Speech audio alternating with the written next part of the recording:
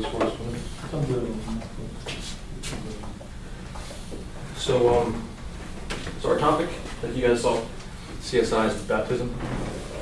So one did bring the Mirhom, we brought everything is ready to go. We're going to baptize the campus. No, I wanted actually to maybe discuss CSI, like the campus, the fellowship, as an example of with one biblical character. And we'll go through a little bit of his life and see if there are any analogies. And I figured us being like Egyptian people, there's like maybe an Egyptian dude who wasn't that Egyptian, but he was a part of God's people, awkward place, awkward time. You know what I'm talking about? Mo, right? Dude named Mo. Moses, right? So we're going to look a little bit of Moses and try to see from his life in the first couple of chapters of Exodus if there are some things, some principles that we can take for our fellowship together. And feel free to ask questions or whatever you want to do. We're going to start though from Exodus 2. You're going to pull that out. And we're going to read some verses together. I'll read them to you and we can see how things tie in for us. Cool. So everyone have Exodus 2, verse 1. So it starts with this. It says, Exodus, yeah. So it's the second one. That's Genesis. Cool. Everybody have it? Cool, okay. So it says this. It says, and a man of the house of Levi went and took a wife of the daughter of Levi. So the woman conceived and bore a son. And when she saw that he was a beautiful child, she hid him 3 months.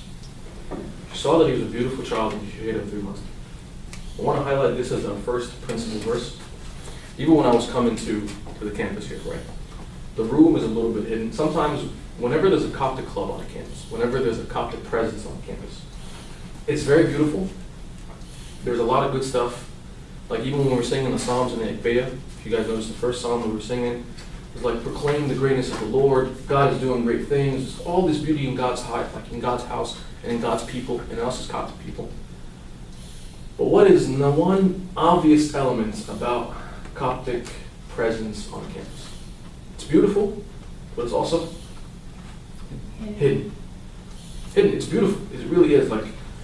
And one of the things that I was able to see recently is part of the beauty is so real. It's so authentic. It's so in your face that once it's exposed, people just come out. You almost don't even have to do mission and evangelism stuff and all kinds of stuff. Like I'll tell you, for me, that's my passion in life, right? I spent 2 years doing full-time mission evangelism in the diocese. Yesterday, I was talking with this one convert guy, really Caucasian-looking dude, really bright, fluorescent. I was like, hey, man. And he goes to probably the fobbiest church, that I've ever seen. It's right? I was like, hey, man, how did you come to be, you're a white guy, how did you come to this church? And he was like, it was kind of easy. Just a friend of mine just invited me. I went. I saw that it was beautiful. And I stayed. And I became a Coptic. Never heard that before. Because we're hidden. And not out of our own problem. It's not our fault most of the time. Sometimes you trace it back to the motherland of Egypt. We were used to being hidden. Sometimes on a campus, we're hidden just because we don't know how to be exposed. We want to share the beauty with each other, which is good and admirable. We want to be impacted by it. But we want to at least take this as a principle and say, okay, we don't want to be hidden anymore. Like Moses. Maybe there was a time in Moses' life right now, why was he hidden? Why did the parent hide him? Right, we know the story of Moses. Moses, basket, water, he was going to get killed, right? In Egypt, sometimes we have to be hidden for our own safety. Just to be honest with each other, right? Here, we have to embrace the fact that we don't have to be hidden for our own safety. Like we were discussing earlier before this meeting, other religions, clubs on campus, right? Are they hidden? They're not hidden at all. So we want to at least take that principle from this verse of being hidden. So this is Moses as a child. We're saying so far Moses, us being Moses, we're beautiful, we're hidden. Our Coptic faith is beautiful and it's hidden sometimes. Let's take it to the next step then. Let's go to verse 11. When Moses is no longer a baby, and in verse 11 it says, still in chapter 2, verse 11. It says, now it came to pass in those days when Moses was, everyone reading along? What happened to Moses? Moses was grown. Moses was grown, and he went out to his brethren and looked at their burdens, and he saw an Egyptian beating a Hebrew, one of his brethren. It's good when we recognize our own beauty. It's good that we see that we're hidden. We don't want to be hidden anymore. Another important milestone in the life of a fellowship and an individual Christian, it says this. When Moses was grown, he began to look at the burdens of his brothers. Sometimes for us, like, our burdens are so many. We got midterms, we got this exam, we got this class, we have to eat, all this stuff. We don't have time to look at the burdens of anybody else, right? Like, just to be real, just to be honest. Ain't nobody got time for that burden. I got my burden. You know what I mean? If you look at the maturity level, like when we were kids, right? When you were a baby, like 2 or 3 years old, the life of the world revolves around one person, right? Who's that one person that's only important in your entire universe? It's you. Is there anybody else outside of you as a baby? No, there's you. Maybe there's mommy, because mommy is important to you. Well, that's it. Sometimes we carry over a spiritual immaturity for us individually and for us as a fellowship. We say, I'm only going to look at me, or I'm only going to look at people like me. In this verse, and it kind of continues more a little bit later, but I want to harp on like how it impacts Moses, not so much even the burdens of the brethren. We're talking in a second about what the burdens are of his brothers.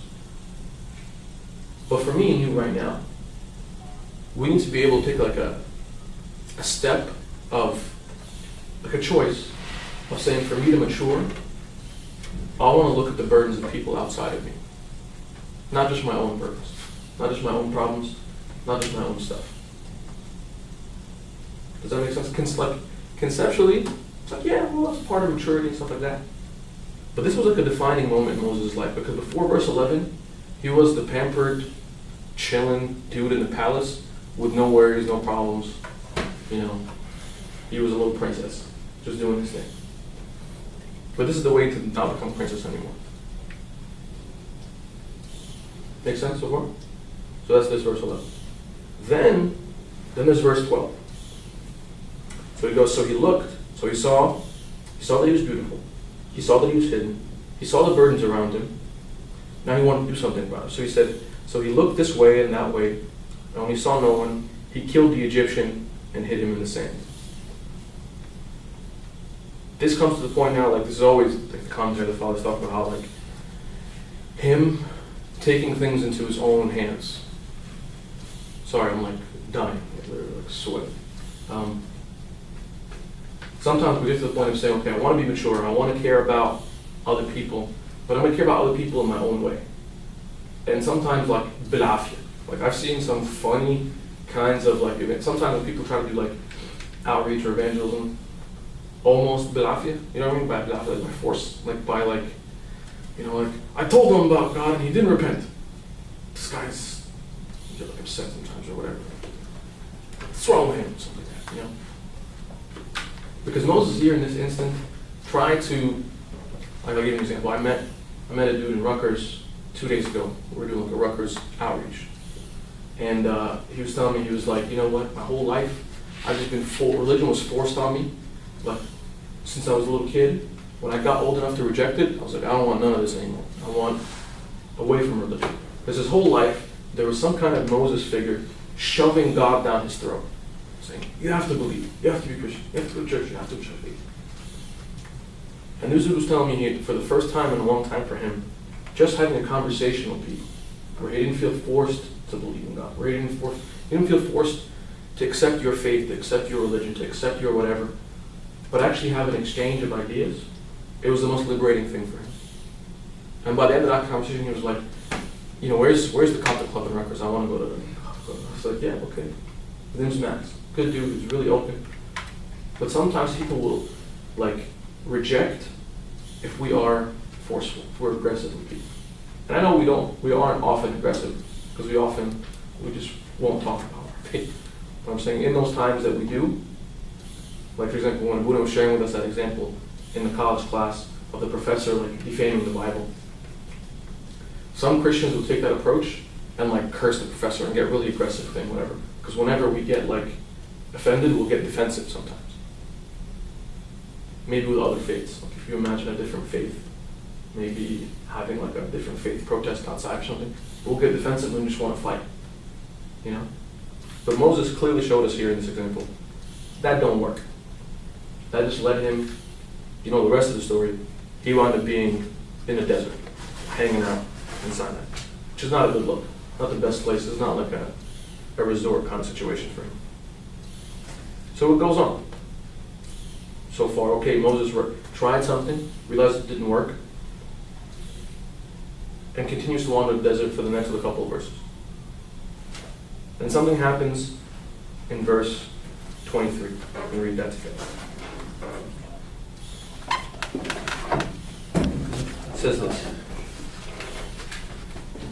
Now it happened in the process of time that the king of Egypt died, and the children of Israel groaned because of the bondage. And they cried out, and their cry came up to God because of the bondage. So God heard their groaning, and God remembered the covenant of Abraham, Isaac, and Jacob.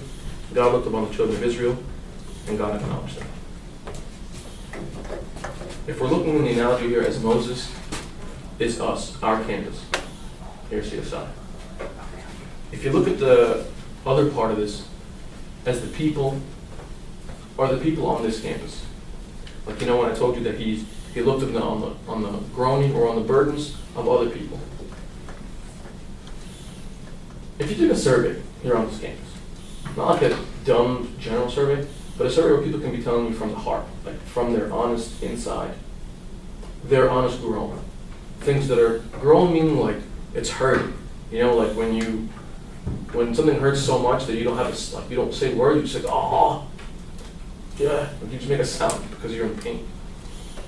Do you think people in this campus have anything that is causing them genuine pain? I know because we're Staten Island, so we think like maybe a big pain is like when someone drops their iPhone on their iPad, you know, and the iPad breaks and it's tragic at that point. You know, do you have to care? Do you not? I mean, it's like first world problems, right? Like maybe you're trying to that's serious, you know. Maybe you're trying to get a pumpkin spice, you don't know if it's still there, you know, it might be a different season now. Like those are groaning concerns, right, for Staten Island people. I mean, what's going to happen with Snooki? These are all things that are on our mind, you know. Saw like Paulie D was in the news, like there's all these things that are tragic for Staten Island people, right? Right? I mean, Jews Black doesn't understand. Apart from the superficial stuff like that we think this is what people care about, or we think this is all people really feel. Can you imagine some of the groanings that take place in Staten Island? Can you imagine some of the people around you in your classes? That the groaning of their heart may be the guy that's like been smoking weed since high school, and he's still smoking weed in college, and he can't do well in classes. And that's groaning, it's hurting him inside. Maybe it's the girl that's looking for attention in every male classmate, not finding her self-worth, and that's actually killing her inside. It's actually making her groan. It's making her disturbed. And inside she's crying out to God for that burden. So many different kinds of examples here in this little campus. Maybe it's somebody that's just going through, you know, their major's undecided, what they want to do is undecided, where they're going to go is undecided, who loves them is undecided, their whole life is just kind of, and they're just going through the motions, not having any real direction, because that's their burden. Their burden is being kind of met. Last night, we were out in Jersey City. I was like, hey man, like, we were talking about religion and stuff like that, and his name was Jimmy. He was like, yeah, I used to go to church, but I think I just fell by the wayside. I was one of those people who just, you know, just fell through the cracks. And I've been trying to find my way ever since. And then he was like, because of the group that came to outreach in that night or whatever, he's like, but maybe the way has like found me tonight. I was like, that's powerful. That's exactly what's happening. Maybe there's some people here on this campus who are looking for a way, who are looking to reconnect with God, because they have no connection with God right now, and we are the reconnection with God. Maybe there are people whose groans and burdens are deep, are inside, and have just been hurt by God. Until now, until we decide we want to hear about them too. Does that make sense? You know? You can picture, like I'm sure right now, just looking at your faces, there's someone around you that you know. That you can look at them and say, like, they're burdened. You know, maybe there's depression, maybe they lost someone, maybe they, even at simple, I remember one time we were in Orlando, and we were just sharing like little verse cards with people, you know, and one girl, we gave her this verse card, and it had like a verse on it, I don't remember what it was, but she just looked at it and she was like, oh man, this changes like my whole night. And we're like, why? It was like, because I just had this, you know, maybe it can sound silly to you, but I just had this really bad breakup, and I was coming here to make bad decisions. I was going to do things that I was going to regret tomorrow.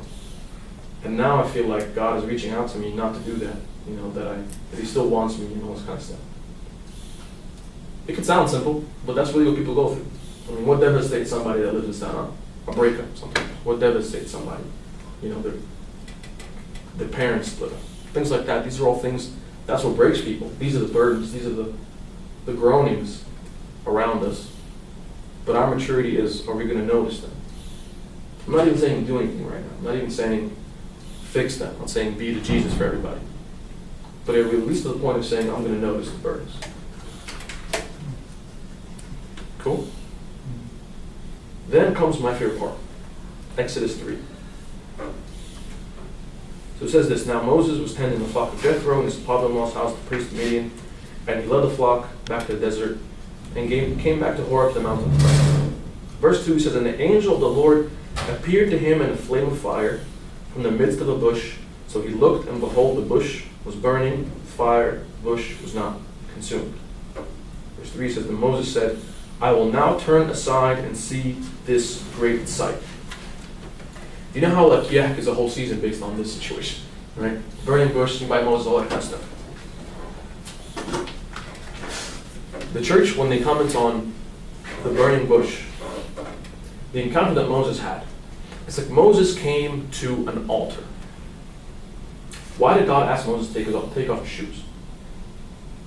Did God want the shoes? Like, yo, I'm feeling those. He was at the 12s, you know, like he wasn't. God didn't want Moses' shoes, right? And he was in some desert, in some nonsense place. We're saying the answer to why he took off shoes because he was in a holy place, right? We'll agree on that. The place was holy for touch. It's like going to the church altar. What made that place an altar? There was no church there. There were no icons. There was no, even from the Old Testament standpoint, there were no sacrifices being offered. It wasn't a real altar. It wasn't real traditionally. As far as Moses saw, what did Moses see? He saw a tree on fire. He said, wow, tree on fire. That's weird. Tree on fire says to Moses, take off your shoes. You're in a holy place. Moses says, okay, I'm going to take off my shoes. This is pretty strange. Yeah, maybe I'll get burned by the tree that's on fire. Maybe I should call the fire department. This is like a fire hazard. In commentary on this passage, it says this, the work of the Christian, the work of being you, like when Moses said this in the 3rd verse, he said, look, I'm going to turn aside and see this great sight. The work of the Christian, of me and you, is to see the great sight in CSI. To see the great sight, to see the altars that are happening. What's an altar? If you define an altar is a place where we encounter God. Where God's presence is there, we encounter Him. So in church, there's the altar where we have the Eucharist. But we also have it mobile, right? That's why we can bring the altar on a retreat. We can bring the altar to all these different places. In the Orthodox Church, and for us especially, we need to have this understanding of God can make altars everywhere. And that there are altars all around us. Like there are places like, before we come into this room, if we understand it properly, as a place where we're going to meet God, we could done a ton beforehand. Before you go into your classroom, you're going to have class 620, 440. You could say, this is an altar because this is a place where I'm going to encounter God. Right? And then a step further, the people around in the classroom, after I did my matani, after I prayed, God, allow me to encounter you in the classroom, it's a place for them to encounter God too, through you, through God's Holy Spirit in you. Does that make sense? Because what happened here, why did Moses have to turn aside? It's because Moses didn't really notice there's anything special about this bush that's on fire. And for us, we have gone through the motions of a lot of things in life. Maybe gone through the motions of CSI, maybe gone through the motions of things at home or things wherever. We miss an altar. We miss the presence of an altar. There's another verse in Genesis, I forget which character, but he says surely God is here and I didn't know it. I didn't know it, I just didn't recognize it. Because there's something sacred here. There's a way for me to commune with God. I just got to turn aside. I got to open my eyes, I got to look out. And sometimes the turning aside for me practically begins with just a simple prayer. Literally a simple prayer. Of saying, God, show me your presence in this place. My classroom, my exam, the cafeteria, the study place, the gym, wherever. Literally, if you know what, one of the reasons, I was thinking about this morning, you know why the church has us do physical signs of stuff? Like the sign of the cross, the matanya, the half matanya, the cheap one, when you're your back hurts and stuff, right?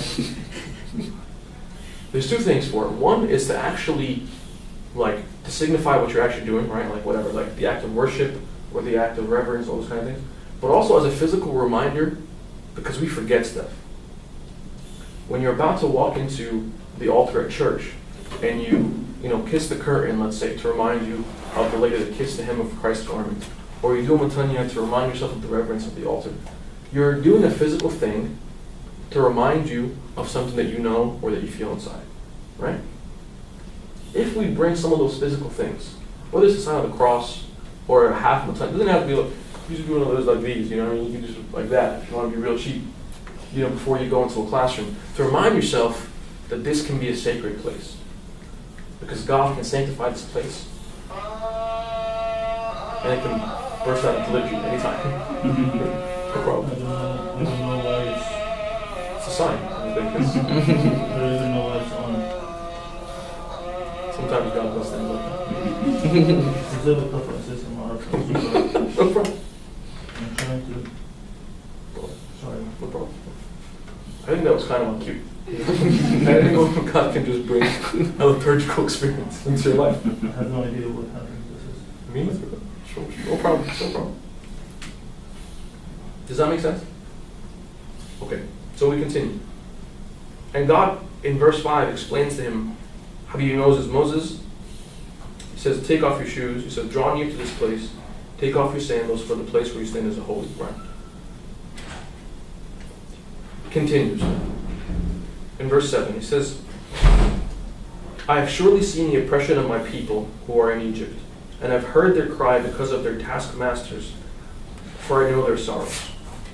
So I have come down to deliver them out of the hands of the Egyptians, and bring them up from the land to a good and large land, to a place flowing milk and honey, to a place the Canaanites, Hittites, etc., etc. Now therefore behold, in verse 9, therefore behold, the cry of the children of Israel has come to me. I have also seen the oppression of the children of Israel, of the Egyptians oppress them. Just a quick note on verse 9. It's important for us, for both for us personally and for other people, to recognize how aware God is of our affliction and how aware God is of the affliction of people around us.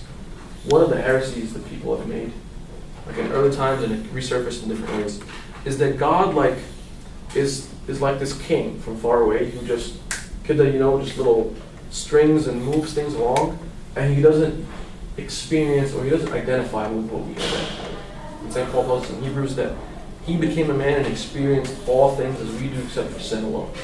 Right? Sometimes it's just good for us to remember for ourselves is how God can identify with us. And also for other people to remember that God can identify with the hurts of people around us. Cool so far? So he continues. This is verse 10.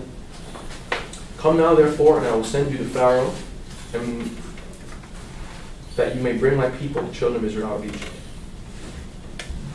Verse 10 is good so far. Of God saying, again, bringing the Moses people analogy here. God saying to the CSI club, okay, you're beautiful, you were hidden, all those things, and you recognize the burdens of people around you, people that are walking in the hallway with faces all painted. Yeah, you saw that? As, now I want to send you to those people. Right? I mean, I've placed you already in this campus. You are already here, you know? I want to send you to the people in your campus already. Verse 10. Maybe you would say, okay. I think verse 11, like Moses is so Egyptian. Like he's like us. He immediately goes, right? Verse 11. Who am I that I should go to Pharaoh and that I should bring the children of Israel out of Egypt? He goes ultra Egyptian humility right away. Past his chest, la la la la la. Like, come on, Lord. Like, like. And if you notice in God's response in verse 12, he doesn't do what we would do to each other. Like, if one of us says to each other, hey man, I don't know, whatever, we have no speakers for the next couple weeks, can you get to talk? I can't, I'm not good, whatever. Okay. Maybe our reaction to get people to talk, no, you are good. No, you are the best. You are good looking. Like, yeah, you have great shoes. Like, everything is something beautiful about you. God didn't do that to Moses. He didn't tell him, oh, Moses, you got some sick sandals. No, he says to him, look, in verse 12, he says, I am certainly with you. I am certainly with you. He reminds Moses, as he reminds me and you, it's not about you, bro. I'm not going to reach people on this campus because of your dashing biceps. Okay? I'm not going to reach people on this campus because of the glory of your smile. As glorious as it is for all of you, I promise. Or lack thereof. Sometimes we get caught up in our own ability. We get caught up in saying, like, maybe if in this campus there were like much holier people, maybe if in this campus club there were, much more spiritual people who can recite the Biblia backwards or something, maybe this campus would be reached by Christ. Or maybe this campus would be exposed to the beauty that is the Coptic Orthodox Church. But not me, because I am not whatever. Right? It's good to see here God's response to that.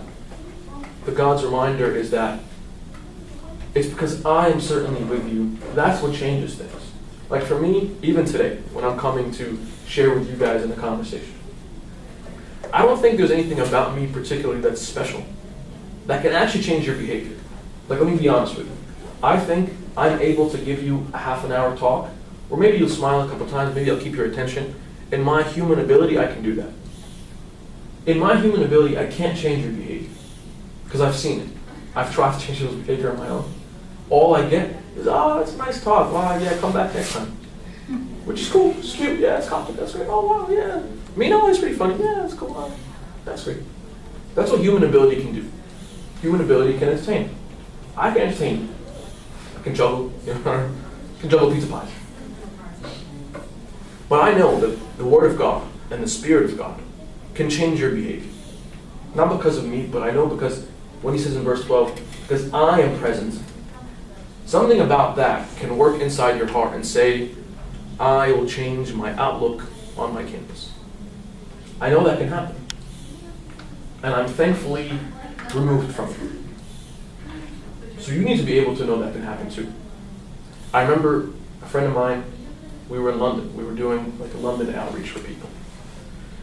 And some girl who met one of our servants, one of the servants said to her, she just looked at her and she wasn't that eloquent. All she said to her is, I really feel that just you're precious to God and God has a plan for you.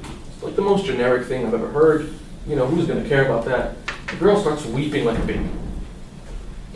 Not because the servant is extra spiritual, not because her words were the greatest words ever. I mean, you can Google that, that's very unoriginal, But because the Spirit of God did something to that lady where it touched her, said she felt precious, she felt important to God in the middle of that square in London. We'll go on. I want us to at least have that no excuse kind of attitude. don't need excuses. I don't need the I'm not eloquent. I don't need that I'm not. Because Moses continues, we're not going to read all this just because they're boring. I'm not a good speaker. Oh, my breath smells like. Okay, Moses, you have excuses. We all have excuses. My English is tough. I don't know, like whatever. Spanish is my first language. Whatever it is, we have excuses. God continues to go back and forth with him on the excuses conversation. Then he brings him in chapter 4 to one of my other favorite parts. Chapter 4, verse 1 says, "The Moses answered and said, but suppose they will not believe me or listen to my voice. Suppose they say, the Lord does not appear to you." Okay, logical. Maybe you'll encounter people on this campus who won't buy what you're selling. What is God asking us to bring to this campus? What is God asking us to use to reach people? That's sometimes a question. It's like, do we have to order something? Do we have to make something special? What's going to change the campus? If we did maybe a thing, I think the answer is in verse 2. So he says, the Lord said to him, "What is this in your hand?" You know, it's always funny when God asks questions. Because if you imagine you and God having a conversation. If I'm holding something in my hand, I'm like, "God, you can see what's in my hand, man. What are you asking me? You need glasses? Is there a prescription in heaven not working?" Right? God asks Moses, "What's in your hand?" because he wants to remind him. And Moses answers, of course. He's not a smart aleck like Cain. Cain was a smart aleck. But Cain was like, "Why are you asking me about Abel? It's not my problem." Moses was much nicer. That's why he's a good guy. Cain's a bad guy. Moses is saying it's a rod. I have something in my hand. It's a rod. And the rest of the verses, 3, it says, "Cast it on the ground." So he cast it on the ground and became a serpent. The reason why he asked him this, the reason why he's asking me and you this, is what's in your hand already?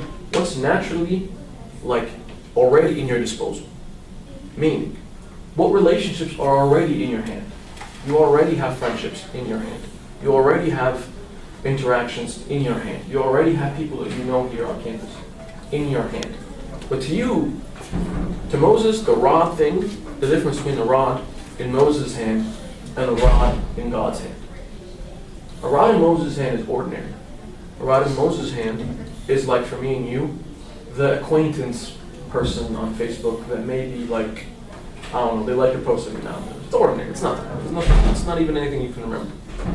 The rod in your hand is the random friend who will seem like they're randomly venting to you every once in a while. But it's ordinary and it's annoying and you don't want them to do it. And you're just leave me alone, I got exams.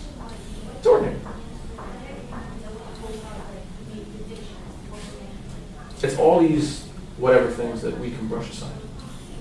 The rod, the thing in your hand, in God's hand, is how God changes that to be something extraordinary. To be something that we can't do on our own. But more importantly, it's not God asking you, here's another way of looking at the rod in your hand. The rod in your hand could be your personality. Sometimes people say, well, I'm not really going to be able to reach people, or people aren't really going to want to know about God because I'm not like this person. Maybe this person is funny. I'm not funny. Maybe this person is very serious. I'm not very serious. Maybe this person is, whatever the personality difference is, you have a rod in your hand. You have a person that you are, your personality, your interest, your major. There are people in your major that I'll never be able to reach because you're a computer person or whatever. I don't speak computer language. You know what I'm saying? There are people, even by gender, because you're a female and not a male, God can use you in a different way than a male would be used.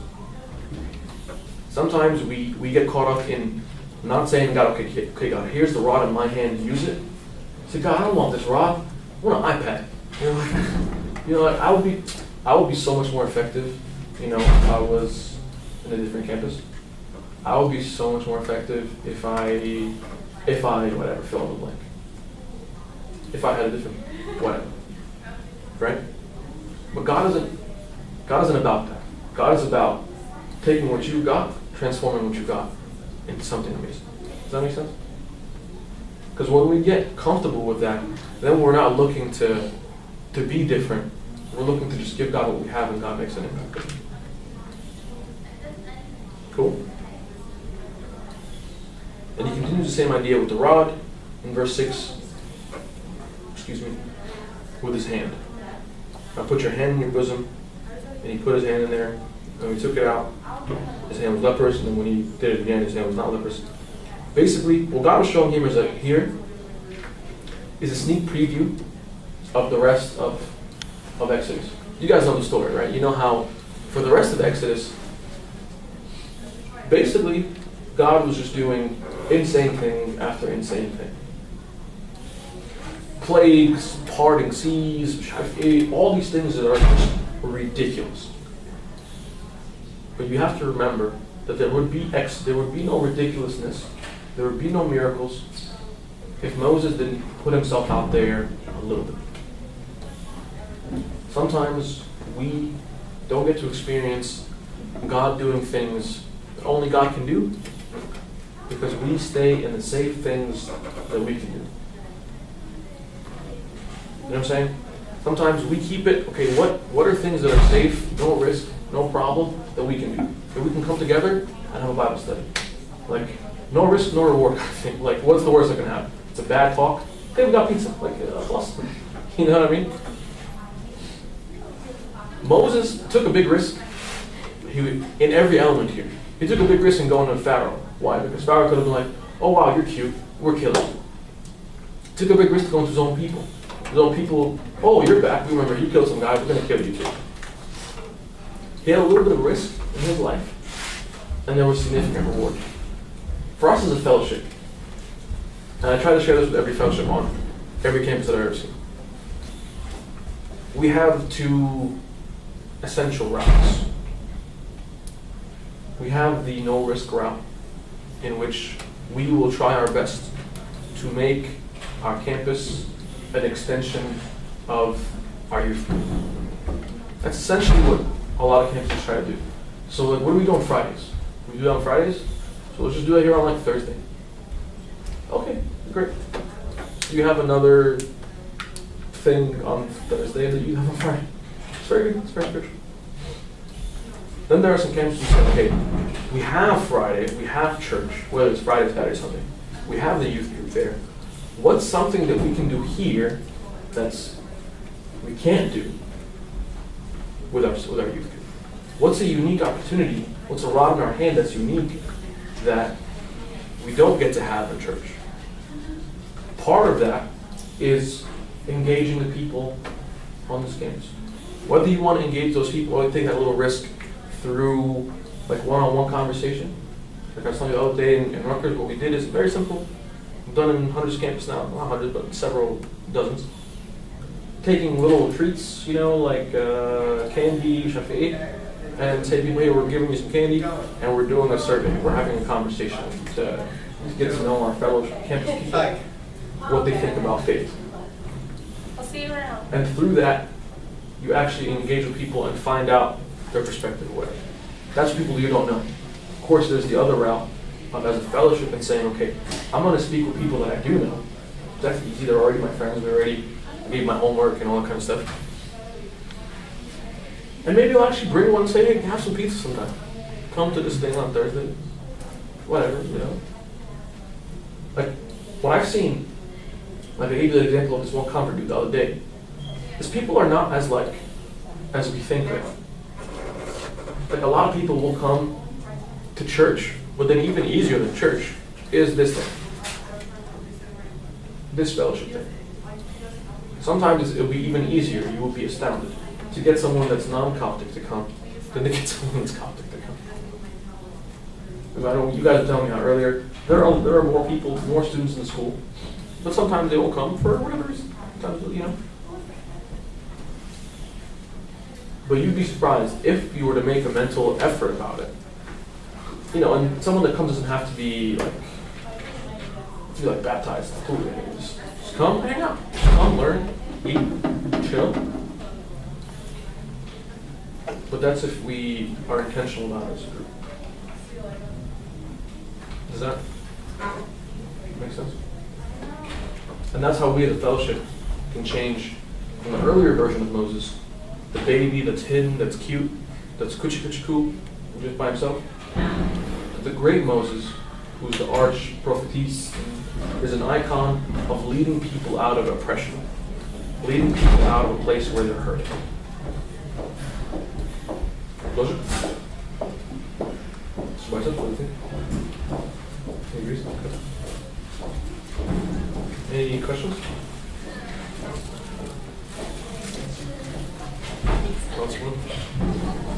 Any disagreements?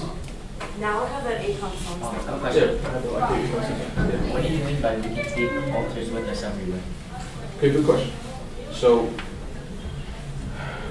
you guys define the word altar. Altar, like in church, what happens on the altar? So when we have communion. The communion in the literal sense is when we have the Eucharist. This is when we meet God, we meet Christ. Because of the Eucharist, like in the church teachings, I'm trying to simplify as much as I can. Because of that, it shows us how the rest of our life, fresh out of prison, shows us how the rest of our life is supposed to be a mirror of that, in a different sense. If you define the terms, again, altar, place where we encounter God. Communion is us communing with God, like as literal as it gets. So altar is with us. This place is an altar because God dwells here and I can meet Him here. Right? And then even beyond this place, things that we do, you know, like this book that I was reading, this commentary on the Philokalia, which is like a really good Orthodox work. It's talking about how even if when you're doing your homework, that could be an altar. Why? Because your table now, is a place where you're faithfully serving God by doing your homework and meeting Him. God, I'm going to meet you. And sometimes we have to remind ourselves of that. So maybe do the sign of the cross in your homework and say, Lord, now I'm going to meet you in my work, in my school. I'm going to do my calculus now, whatever, right? But when we have that recognition, this is it's a valuable teaching in the Orthodox Church, you know? And to even take it a step further, not to get very detailed, but the continuation of that is supposed to be because in your baptism and in your chrismation, you take on what the Church Fathers call the royal priesthood of Christ. So the same way how Abuna in the liturgy offers the Eucharist so that other people can have communion with God, me and you in our daily life, that Christ priest in us is supposed to be offering communion to people around us. It's kind of dense, right? That's like a dense idea. But it's kind of cool at the same time to see that what we're doing around us is not just simple hey kalam. It's actually us finding altars everywhere and having communion with God everywhere and allowing people to meet God everywhere and to commune with God everywhere. Is that, or is it still fuzzy? It's fuzzy, it's okay. It's fuzzy for me, it's just taking time to still digest. But this is the truth of our teaching. It's kind of amazing.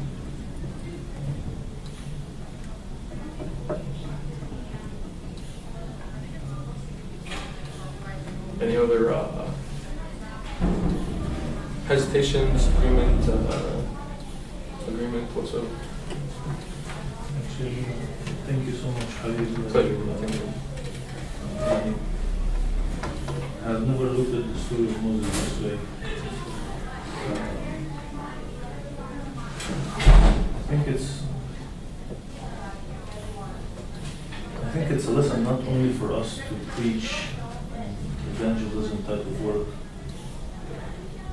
And to get from where we started, I believe, taking also the story of Moses with that same way, I think for us even in service in what we do.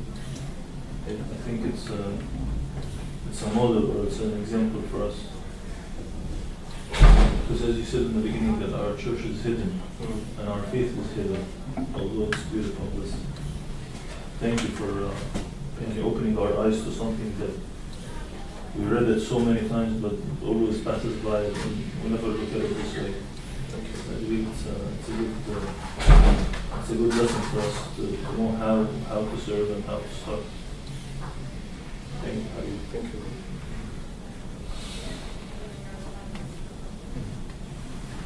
Any questions or that? Any concerns, any questions?